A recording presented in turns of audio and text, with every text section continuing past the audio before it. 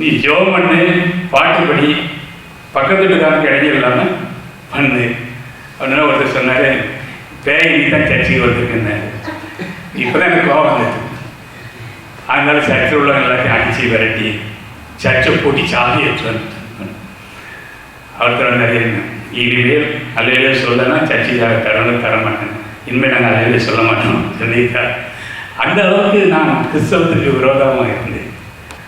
இப்படி இந்த திருமண வாழ்க்கை போயிட்டு இருக்கும்போது தான் 3வது முறை பைபிளை படிக்கும்போது மத்திய 16:26 மனிதன் உலகம் முழுவதும் ஆதாயப்படுத்தி கொண்டாலும் தன் ஜீவனை நஷ்டப்படுத்தினால் லாபம் என்ன, ஜீவனுக்கு ஈடாக என்னத்தை செய்வாங்கிற வார்த்தை என்னை மாற்றியது. கரங்களை தட்டி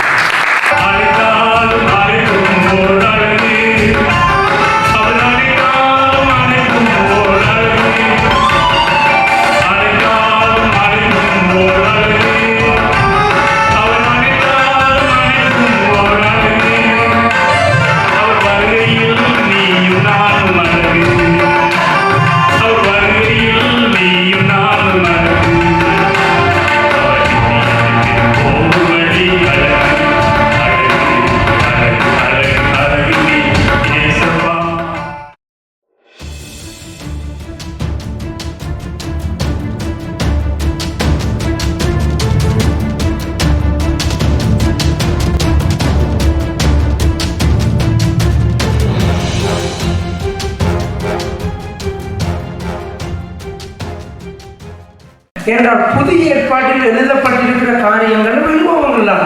பவுலுடைய அனுபவங்கள் அநேகமாக இங்கு பகிரப்பட்டிருக்கின்றன.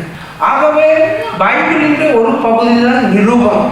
அதனால பாஸ்கரன் ஐயா அவர்கள் வந்து தன்னுடைய சாட்சியை குறித்து சொல்லும் பொழுது உடைய விசுவாசம் அதிகரிக்கும். அவருடைய கரங்களை கட்டி நாங்கள் நீதிமொழிகளிலே ஒரு வசனம் இருக்கிறது 25:25 அப்படி சொல்லப்படுகிறது, தூர தேசத்திலிருந்து வரும் நற்செய்தி விடாய்த்த ஆத்மாவுக்கு கிடைக்கும் குளிர்ந்த தண்ணீருக்கு சமானம் என்று பார்க்கிறோம். மிகுந்த தூர தேசத்திலிருந்து வந்திருக்கிறோம். இந்த சாட்சி ஒரு நிச்சயமாக பிரயோஜனமாக இருக்கும், நான் விசுவாசிக்கிறேன். நான் என்னுடைய பேர் பாஸ்கரன் ஜெயக்குமார். நான் சொன்ன சொல்லிட்டேன். என்னுடைய நாட்கள் என்னுடைய சாட்சி சொல்வது உங்களுக்கு மிக பிரயோஜனமாக இருக்கும் நான் நம்புகிறேன். இப்போ என்னுடைய வயது 68. 38 வயது வரையிலே நான் ஒரு உலகப்பிரகமான வாழ்க்கை வாழ்ந்து வந்தேன். ஒரு ரவுடியாக, ஒரு அரசியல்வாதியாக இருந்தேன். 38 வயது எங்கள் பகுதியிலே தமிழ்நாட்டிலே எம்ஜிஆர் என்ற ஒரு நடிகர் உண்டு. எத்தனை தெரியுமா உங்களுக்கு யாருக்காவது? எம்ஜிஆர் தெரியும், அண்ணா திமுக கட்சி. அதில் நான் ஒரு மேடை பேச்சாளர். அந்த கட்சிக்கு நான் மேடை பேச்சாளர், எம்ஜிஆருடைய ரசிகன். அந்த 5 வயசுலேயே எம்ஜிஆர் ரசிகன் ஆகி, அது மட்டுமல்ல வாலி வயசு ரவுடி, அநேகர் அடிக்கிறவனாக, குடிக்கிற பழக்கங்கள். என் தமிழ் புரியுதா உங்களுக்கு? பிரிக்கிறவனாக எல்லா தீய பழக்கங்களும் இருக்கு. கோபம் வந்தால் யாருனாலும் எவ்வளோ பெரிய ஆனால் அடித்து போடுவோம். அப்படியான வாழ்க்கை. மேடையிலையும் நான் சிரிக்க பேசுவேன். மேடை ரெட்டியார், என்னுடைய எங்கள் ஊருக்கு ரெட்டியார் பேட்டி. இப்பொழுது ரெட்டியார் பேட்டி பாஸ்கரன் பேசுகிறார்கள். ஒரு கூட்டமே ஓடிடும். சிரிக்க பேசுகிறது, எதிர்கட்சியை கேலி பண்ணுவது, கிண்டல் பண்ணுவது, பிறகு மக்களை கொஞ்சம் உற்சாகப்படுத்துவது. எங்கள் கட்சி தொண்டர்கள் சாதாரணமானவர்களா, தொட்டுவா எல்லாம் வெட்டி வருவான்னு சொல்லி இவன் உற்சாகப்படுத்துறது. என் பேச்சை கேட்டு இவனே சண்டை போட்டுருவான். படி என்கிட்ட வருவான், படி அவன்கிட்ட பணம் வாங்கி போலீஸ் ஸ்டேஷனில் இதுதான் என்னுடைய வேலை. அது சும்மா ஜாலியாக இருக்கிறது, ஜாலியாக இருக்க எல்லாம் தவறும் பண்ணுவது. அப்படிப்பட்ட நேரங்களில் நானும் கல்யாணம் திருமணம்லாம் முடிக்கக்கூடாது, நமக்கு யாரும் பொண்ணு தர மாட்டாங்க. ஏன்னா எல்லா தவறும் நம்மகிட்ட இருக்குது. எங்கள் அப்பாவும் என் மேலே பிடிக்கலை. அவங்களும் கூட எனக்கு திருமணம் நடத்தி வைக்கணும்னு விரும்பலை. நம்ம தமிழ் பண்பாடு திருமணம் பெற்றோர்லாம் பார்த்து வைப்பாங்க. அந்த நேரத்தில் என் மனைவிக்கு உள்ளவர் தான் அவங்க எனக்கு ஒரு பொண்ணு தருவதாக முடிவு செய்தார்கள். சரி, நம்மளும் ஒரு கல்யாணத்தை முடித்து பார்த்துருவோம்னு என்னுடைய 27 வயதிலே திருமணத்தை நான் நடந்தது. என்னுடைய மனைவி ஏஞ்சி பார்த்து ரொம்ப நல்ல திருப்தியாக என்னுடைய மூத்த மகன் ஸ்டீவன் செய்தி மகன் சைமன். திருமணம் நடந்தது 3 நாள் தான் என் மனைவி சந்தோஷமாக இருந்திருக்காங்க. எல்லாரும் அடிக்கிற மாதிரி மனைவியும் அடிக்க ஆரம்பித்தேன். கோவம் வந்துட்டு மனைவி அடிக்கிறது. அது என் கையில் எந்த இடத்துல அடிப்பேன். 60 ரூபாய் வெட்டி என் மனைவி மேலாம் அநேக காயங்கள் உண்டு. மனுஷன் மனைவியோடு சேர்ந்து இருவரும் ஒரே மாம்சமாக இருக்கிறாங்க. ஒரே மாம்சம் என்ன அர்த்தம்? மனைவிக்கு எறும்பு கடித்தா கணவனுக்கு வலிக்கணும், கணவனுக்கு எறும்பு கடித்தா மனைவிக்கு வலிக்கணும். நான் மனைவியை அடித்தேன் என்றால் என்னுடைய என்கிட்ட என்ன ஆவி இருந்திருக்கு? லேகியோனா தான் தன்னைத்தானே நான் மனைவி அடிக்கிறேன். அது மனைவியும் மற்ற அநேக நேரங்கள் தற்கொலைக்கு சென்றிருக்கிறாங்க. என்னுடைய சொந்தம் தாங்க முடியாது. நான் மேடைகளில் பேசுவது சந்தோஷமாகவும் சிரிப்பாகவும் பேசுகிற போது கொஞ்சம் இப்படி தாழ்ந்த நடையில பேசுவேன். கொஞ்சம் நல்ல உயர்ந்த நடையில் பேசணும். எங்கள் பகுதியில் ஒரு எம்பியோ எம்எல்ஏவோ ஆகணும்னு ஒரு எண்ணம் வந்தது. அப்படியானால் இப்போ உயர்ந்த நடையில் எல்லா புராணங்களையும் நம்ம பேசினா நல்ல பேச்சாளர் அப்படி தலைமை கழக பேச்சாளர் பட்டவங்கன்னா ஒரு முறை எம்எல்ஏ ஆகலாங்கிற எண்ணம் வந்த உடனே என்னுடைய தாழ்ந்த பேச்சை உயர்ந்த நடையாக மாற்ற ஆரம்பித்தேன். அப்பொழுது எல்லா புராணங்கள், இந்து புராணங்கள், குரான் எல்லாத்திலிருந்து உதாரணம் காட்டி பேசுவது. ஜெயலலிதா முறை நான் ஜெயலலிதா ஆட்சி செஞ்சாங்க. அவங்க ஊழலுக்கு ஜெயிலில் இருக்கும்போது நான் ஒரு பஸ்ஸை எடுக்கலாம் முடிவு பண்ணி போது என்னையும் அரெஸ்ட் பண்ணி நானும் ஒரு 20 நாள் ஜெயிலில் இருந்தேன். ஜெயிலில் இருந்து நான் வெளியே வரும்போது தான் நினைத்தேன் நம்ம பேச்சு நடையை மாற்றுவோம் என்று. அப்பொழுது பைபிளிலிருந்து பேசணுமே என்று சொல்லி ஒரு எண்ணம் வந்தது. நான் கிறிஸ்தவ குடும்பத்தில் பிறந்தாலும் நான் சர்ச்சைக்கு ஒரு போனதில்லை. கடவுள் இல்லை, எம்மதமும் சம்மதம் சொல்லுவாங்கல்ல, எல்லா மதமும் சம்மதம். இந்து கோயில் போனால் அந்த பட்டை போடுவேன், எல்லாத்தையும் பண்ணிக்கிட்டு இருந்தேன். நான் கடவுள்லாம் ஒன்றும் கிடையாது. மனுஷன் ஒரு 40 வயசு தான் வாழணும். அதுக்கு பிறகு கண்டிப்பாக எல்லா நோயும் வந்துடும். அதுக்கு பிறகு நாமே தற்கொலை பண்ணிக்கணும். இதுதான் என்னுடைய கொள்கை. நீங்கள் 68 வயசு இருக்குன்னா தேவனுடைய பெரிய கிருபை.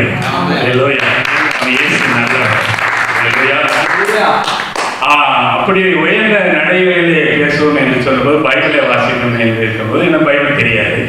என் பக்கத்தில் ஒருத்தர்கிட்ட கேட்டு நம்ம சண்டே கிளாஸ் வந்து இருக்கும்ல சொல்லும்போது இந்த உபச்சாரஸ்திரிய சம்பவத்தை கேட்டு ஒரு முறை மேடையில் இருக்கும்போது நான் பேசினேன்.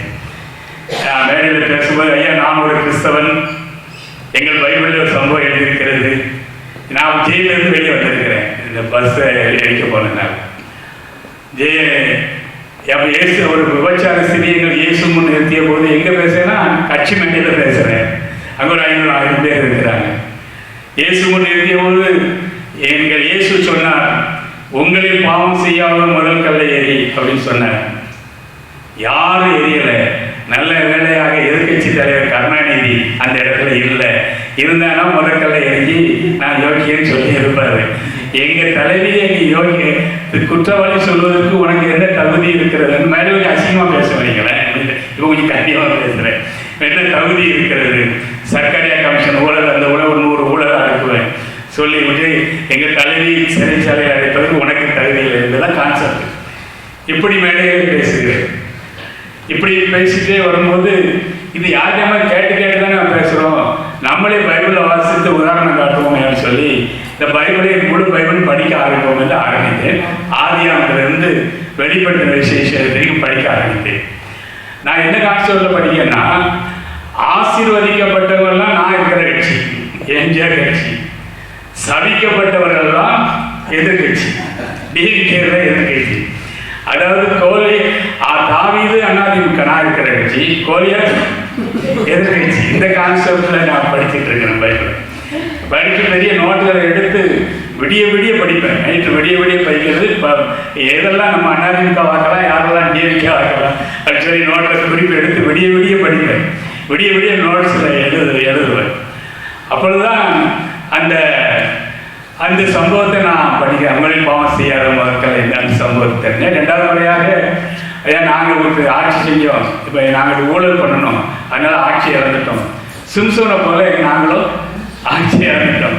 சிம்சோன் ஒரு சான்ஸ் கேட்டது போல, நீ கடவுள்லாம் ஒன்றும் கிடையாது, நீங்கள் தான் கடவுள், ஒரு சான்ஸ் எங்கள் கட்சி கொடுங்க. இந்த கருணாநிதி கட்சிக்காரங்க எல்லாரும் செயலில் பிடிச்சி போட்டு அவன் நகையெல்லாம் இங்கே ஜெயா டிவியில் காட்டி அது பிறகு ரிசைன் பண்ணிட்டு போயிடும் சொல்லி 2வது முறையாக இப்படி பைபிளை படிக்க ஆரம்பித்தேன். இப்படியாக 3 முறை இந்த பைபிளை நான் ஒரு நாள் சர்ச்சைக்கு போகாமல் பைபிளை படிக்கிறேன்.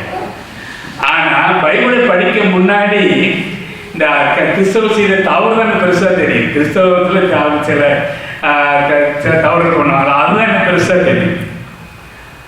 அப்போது ஒரு முறை கூட சர்ச்சில் எல்லாரும் அலையில சொல்லி ஒரு புதுசாக ஒரு மிலிட்டரியில் இருந்து ஒரு ரசிக்கப்பட்டு ரொம்ப உற்சாகமாக பண்ணிட்டு இருந்தார்.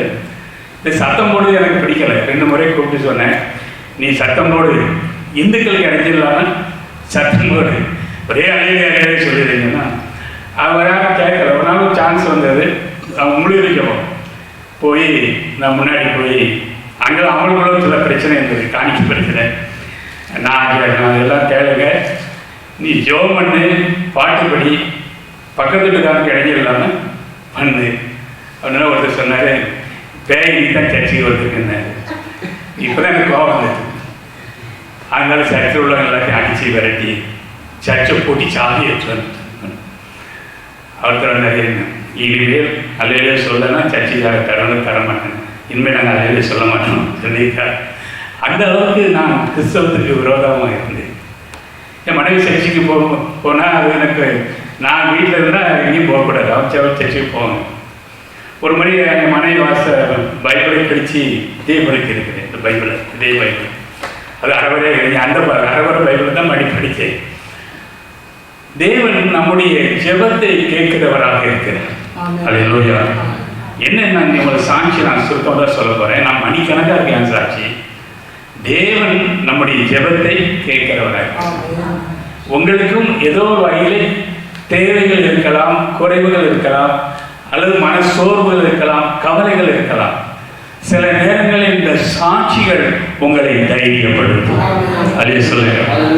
நான் என் மனைவியை படுத்துகிற கொடுமையை வரிசையை அநேக இடங்களில் சொல்லியிருக்கேன் ஆரம்பத்தில். எனவே சாட்சி நிமித்தமாக அநேகர் ரசிக்கப்பட்டிருக்கிறாங்க. அல்லேலூயா. அப்படி தேவன் அப்படிப்பட்ட நம்ம தேவன். அதான் ஒருத்தர் அழகாக சொல்லுகிறார் இயேசுவை பற்றி. சொன்னாலும் சொல்லும் ஒரு அழகு, அவர் செய்தாலும் செயலும் ஒரு அழகு, அவர் அன்பும் அளவில்லாத அழகு, அவர் அறிவும் உலகத்தில் ஓர் அழகு. அழகு அழகு அழகு நீங்க ஏசப்பா, உங்க அழகில் மயங்கி பாடுகிறோம் நாங்கப்பா. பாடுமா? அழகு அழகு அழகு நீ ஏசப்பா, உங்க அழகில் அழகி பாடுகிறோம் நாங்கப்பா. நடந்தாலும் நடையும் ஓர் அழகு, அவர் நின்றாலும் நிழலும் ஓர் அழகு. நடந்தாலும் நடையும் ஓர் அழகு, நின்றாலும் நிழலும் ஓர் அழகு. பார்த்தாய் பார்வை ஓர் அழகு, அவர் பார்த்தாய் பார்வை ஓர் அழகு, சிரிக்கும் ஓர் அழகு.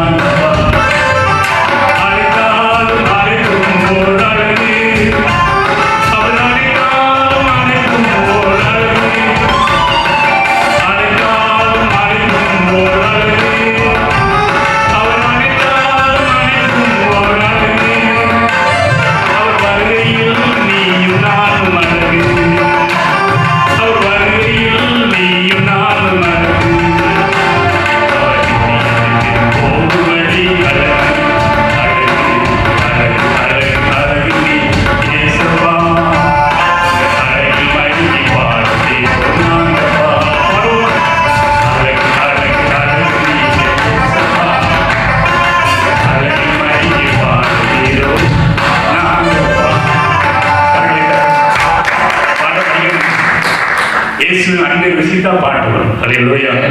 ஏன் பாட்டு நினைக்கிறாங்க இன்னொருத்தர்கள் பார்த்துதான். அந்த பைபிளை நான் படித்து நான் ரவுடியாக அடிக்கிறவனாக, எனக்கு ஒரு அங்கே உள்ள போலீஸ் ஸ்டேஷன் நான் சொன்னதான் நடக்கும். நான் நாங்கள் யாராவது அடித்து போட்டுட்டு எங்களை நாங்களே காயப்படுத்திட்டு நாங்கள் ஆஸ்பத்திரியில் இருப்போம், அடிபட்டவர் ஜெயிலில் இருப்பார். இப்படிப்பட்ட வன்முறைகள். அதே நேரத்தில் நானும் பெரிய படிப்பு இல்லை, நானும் 8வது வகுப்பு தான், என் மனைவி அவ்வளோதான் படிப்பு தான். ஆனால் கொஞ்சம் இங்கிலீஷ்லாம் பேசுவேன், எதாவது போட்டு பேசுவேன். என் மனைவி கொஞ்சம் நல்ல டிகிரி உள்ள பிள்ளைய கல்யாணம் முடிக்கும்போது என்ன முடிவு வந்தது. அப்படி ஒரு பிள்ளைக்கு வேலை வாங்கி கொடுத்து 2வது திருமணம் முடிக்கணுங்கிற ஒரு எண்ணம் வந்தது. அது ஒரு எந்த பொண்ணு தான். அந்த நேரத்தில் நான் ரவுடியாக இருக்கும்போது ரசிக்கப்படுவேன்னு நினைக்கிறாரு. ரவுடியாக அப்போ பெரிய குழப்பம் வரத்தானே செய்யும். வீட்டில் குழப்பம் வராது, பணமும் வராதா, பெரிய குழப்பம் வரும் நம்ம தமிழ் பண்பாட்டில். இந்த பொண்ணுகிட்ட போய் நான் பைபிளை வாசிக்கும்போது இது நான் 2வது திருமணம் நடந்தது தவறு இல்லை அப்படிங்கிற நம்பிக்கை பைபிள் நான் உதாரணப்படுத்திக்கிட்டேன். ஏன்னா தாவீதுக்கு 70 மனைவி, சாலமோன் 70 300 700 இது நம்ம 2வது முடிக்கிறது பைபிளே 700 300 இருக்கு. நம்ம 2வது முடிக்கிறதுல தவறு இல்லைன்னு முடிவு பண்ணேன். உன்னத பாட்டு படிச்சிருக்கும்போது அந்த பொண்ணு பைபிளே தெரியாது. உன்னத பாட்டு 4ஆம் அதிகாரம் 7ஆம் அதிகாரம் பற்றி ஒன்று தெரியுமில்ல. ஒரு பெண்ணுடைய தலையிலிருந்து பாதம் வரையில் அழகை பார்த்துட்டு இருக்கும். இதை அந்த பொண்ணுகிட்ட வாசித்து காட்டி உன் அழகை இந்த பைபிள் எழுதி வச்சிருக்குன்னு சொல்லுவேன். இப்படி பைபிளை பயன்படுத்தினேன். அது மட்டும் இல்லை, யாராவது நல்லா ஒரு சர்ச்சுக்கு போவாங்கல்ல, அவனை கூப்பிட்டு நான் பைபிள்னு ஒரு சம்பவத்தை கேட்கேன், நீ கரெக்டாக சொல்லிட்டேன்னா நான் சர்ச்சுக்கு வரேன், சொல்லலைன்னா நீ சர்ச்சுக்கு போகிறேன் கேரளாவில். சொல்லு, நீ ஒரு நாள் சொல்லி எங்களுக்கு தெரியாதாம்மா. சரி, அம்மோனி ஜாதி மோக ஜாதி எப்படி வந்ததுன்னு நான் என்ன கணக்கு வச்சிருப்பேன்னா, கரெக்டாக சொன்னான்னா தகப்பன் வழியில் வந்து இந்த தவறு அந்த பைபிள் அசிங்கத்தை எழுதி வச்சாங்க அப்படின்னு சொல்லுவேன். ஆனால் அநேகம் தெரியாது. தெரியுமா உள்ள சம்பவம்? அந்த தவறு அந்த முறைகளை தவறு தகப்பன் முறை வந்து சந்ததி அந்த லோத்து மூலமாக அது பேர் சொன்ன நேரம் ஆகிடும். அநேகம் தெரியாது. சர்ச்சுக்கு போகல, இதை விட அதெல்லாம் போய் தியானிக்கிறது கிடையாது. நான் சர்ச்சுக்கு போகாமல் இந்த போட்டு தியானிக்கிறது. யாரா இந்த தாவீது ஒருத்தன் ஓடினா சவுலை கொலை பண்ணிட்டேன், அவனை வெட்டி அவனை தாவீது அவனை கொண்டுருவாரு, இதான் கரெக்டு. இவன் நாளைக்கு நம்மளோட இருந்தால் நம்மளே வெட்டுவான், முதல்ல என்ன செய்யணும், கொண்டுறணும். இப்படி போட்டு பைபிளை தியானிக்கிறது.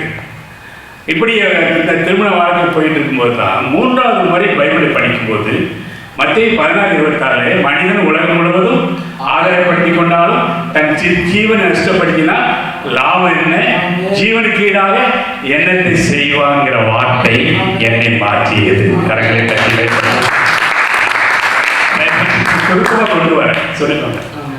அப்பொழுதுதான் நினைத்தேன், எனக்கு அங்கே ஒரு 3 போலீஸ் ஸ்டேஷன் நான் சொன்னது நடக்கும், எங்கள் ஊர் சம்பந்தமாக கலெக்டர் ஆஃபீஸில் நான் சொன்னது நடக்கும், தாலுகா ஆஃபீஸில். நமக்கு இதை வச்சு ஆனால் உலகம் முழுவதும் அமெரிக்கா ஜனாதிபதி கிளின்டன் ஆகும், உலகம் முழுவதும் ஆதாயப்படுத்தி கொண்டாலும் ஜீவனை நஷ்டப்படுத்த சொல்ல நம்ம 4 போலீஸையும் வச்சு இந்த விளையாட்டு விளையாடுறோம். நம்ம மாறணும்னு சொன்னேன். இந்த மாறணும் என்ன ஏன் வந்ததுன்னா, நான் பிறப்பால் கிறிஸ்தவன் தானே, ஆனால் சர்ச்சைக்கு போகிறல. என்னுடைய ஸ்டீபன் பெரிய பையன் பிறந்திருக்கிற போது பிறந்த உடனே உற்சவம் நோய் வந்தது. அப்பொழுது ஒருத்தர் சொன்னார், ஏதாவது ஜோம் பண்ணால் சோமாயிடும்னு சொன்னேன். நான் ஒரு சின்ன ஜோம் பண்ணேன், ஆண்டவரே அவன் நல்லா படிச்சுக்கிட்டான்னா நான் ஊழிக்கு ஒப்புவேன் சொன்னேன். அவ்வளோதான், பெற அவன் முடியல, சின்ன வியாதிதான். ஆனால் நானும் மறந்தேன். ஆனால் ஒரு எண்ணம் வந்தது, நம்ம திருந்தினா தான் பிள்ளைகள் திருந்துங்கிற எண்ணமும் வந்தது அந்த நேரங்களில். அப்போ நம்ம சுவாபத்தெல்லாம் மாற்றம் சொல்லி முதல்ல மனைவிட்ட மன்னிப்பு கேட்டு பிள்ளைங்களையும் போட்டு அடிப்பேன். இந்த பையன்கள்லாம் அப்படிலாம் கரெக்டாக பயப்படுவாங்க. என் பையன்லாம் அடிச்சிருப்பேன். எல்லாருக்கும் மன்னிப்பு கேட்டேன். யாரெல்லாம் பணத்தை ஏமாத்தணும் திருப்பி கொடுத்தேன். தெருவாக போய் வீடு வீடாக போய் நான் உங்களை அடிச்சிருக்கேன், மன்னிச்சிருங்கன்னு சொன்னேன். இப்படி தேவன் இதயத்தை மாற்றிட்டேன். சிலர் அழுவாங்க, நீ எதுக்கு மன்னிப்பு கேட்கணும், பைபிள் வாசிக்கிறேன், என் சுவாபத்தை மாற்றுறேன்னு சொல்லுவேன். எங்கள் பகுதியில் ஒரு கவுன்சிலரை மனைவி சொன்னேன், அவர் ரிசைன் பண்ண சொன்னேன். எல்லா சுவாபத்தையும் விட்டுட்டு ஆண்டவருக்காக தேவன் என்னை மாற்றினார். அல்லேலூயா. அநேக தரிசனம் மூலமாக பேச ஆரம்பித்தார். என் பாவங்களை அறிக்கையிடுவதற்கு சொப்பனம் மூலமாக பேசினார். பாவத்தை எல்லாம் உணர்த்தினார். பரலோகத்தை வரைக்கும் கொண்டு போய் காட்டினார். இப்படி அநேக அனுபவங்கள் வர வர யார் எனக்கு சுவிசேஷம் சொல்லவில்லை, தேவனே என்னை நேரடியாக பேசினார். தேவன் பேசினார். எல்லாவற்றையும் விட்டுவிட்டு ஆண்டு ஒளி அழைப்பை பெற்றிருக்கிற போது அப்பொழுது எனக்கு ஒரு சம்பவம் நடந்தது. என்னுடைய தம்பி ஒருத்தர் கொஞ்சம் மனநிலை பாதிக்கப்பட்டார். ஒருத்தர் சண்டை போட்டு கொண்டு இருந்தார்.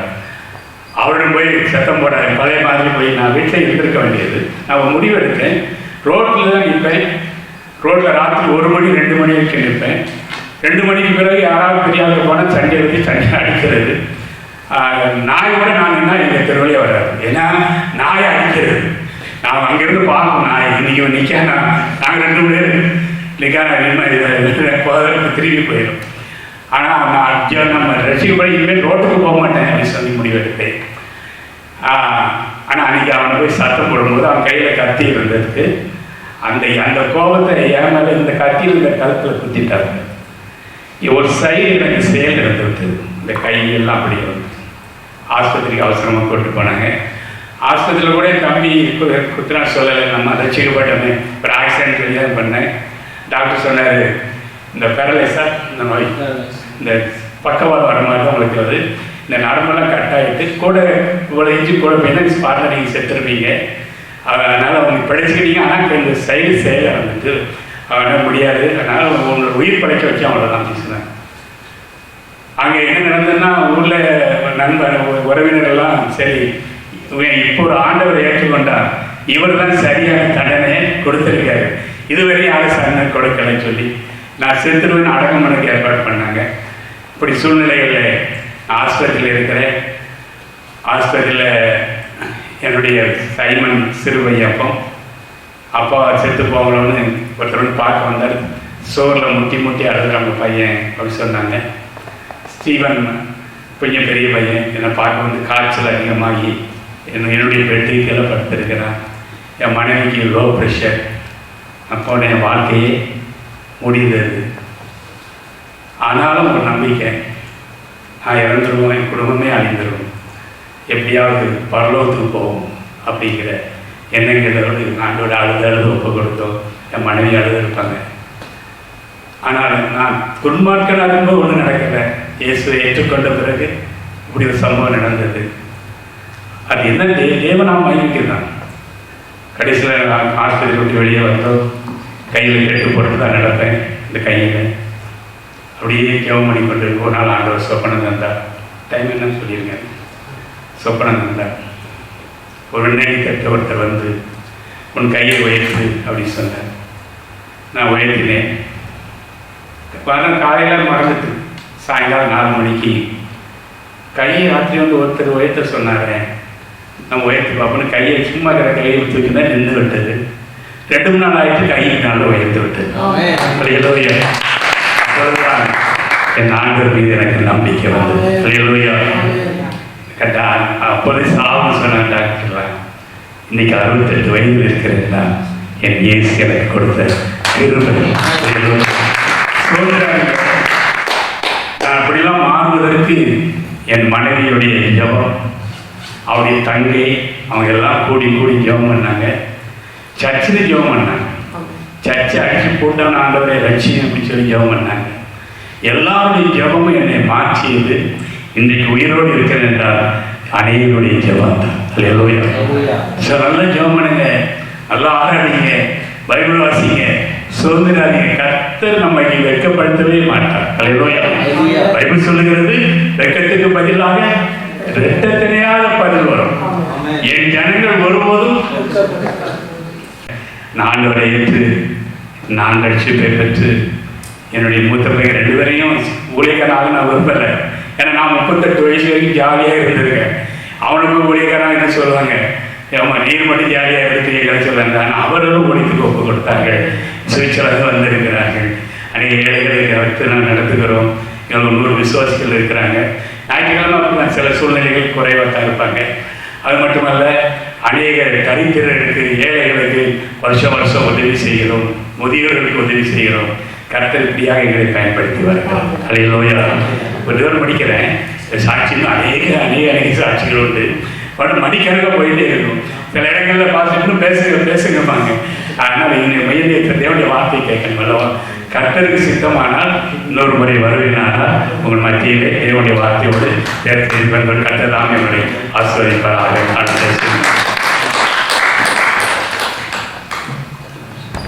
Thank you, Pastor. நாங்கள் பார்த்தோம் ஆண்டவருடைய காரியங்களில் 2 காரியத்தை வற்புறுத்தினார். கொண்டு வந்து இடைவிடாத ஜெபம் ஒரு மனுஷனை மாற்றுகிறத நாங்கள் பார்க்குறோம். அதே போல் 2வது ஆண்டவருக்கு ஒப்பு கொடுத்ததை நாங்கள் மறந்தாலும் செய்ய வேண்டும் என்றதை இந்த சாட்சியை நாங்கள் கற்றுக்கொண்டோம். அதுக்கு பிறகு நாங்கள் துன்பப்பட்டு தான் திருப்பி நாங்கள் அதை உணர்ந்து பிரியோசனம் கிடையாது. ஆண்டவர் நம்மோட அழைத்த அழைப்புகள், நம்மோட பேசின காரியங்களில் நாங்கள் உற்சாகமாக நாங்கள் செய்யணும். அது மாத்திரமல்ல, நாங்கள் பாரத்தோடு ஒருவருக்காக ஒருவர் ஜெபம் பண்ண வேண்டும் என்பதில் நாங்கள் கவனமாக இருக்கணும். நாங்கள் அருமையான வார்த்தை, அருமையான சாட்சிக்காக தலைகளை தாழ்த்தி ஒரு விஷயம் நன்றி செலுத்துவோம். நன்றி ஆண்டவரே, அருமையான பாசரை இந்த இடத்துல கொண்டு வந்து ஏராளமான சாட்சிகளை நம் மத்தியில் பகிர்ந்து கொள்ள அந்த கிருபைகளுக்காய் நன்றி செலுத்துகிறோம் ஆண்டவரே. பயங்கரமான ஒரு மனுஷனுக்கு கீழ்ப்படியாத பொல்லாத ஒரு மனுஷனாக இருந்த ஆண்டவரே, உங்களுடைய ஊழியக்காரனாய் இதை மாற்றி அநேக ஜனங்களுக்கு ஆசீர்வாதமாகவும் உங்களுடைய சத்தியத்தை கற்றுக் கொடுக்கிற தகப்பனாகவும் இதை மாற்றினபடியால் நன்றி செலுத்துகிறோம் ஆண்டவரே.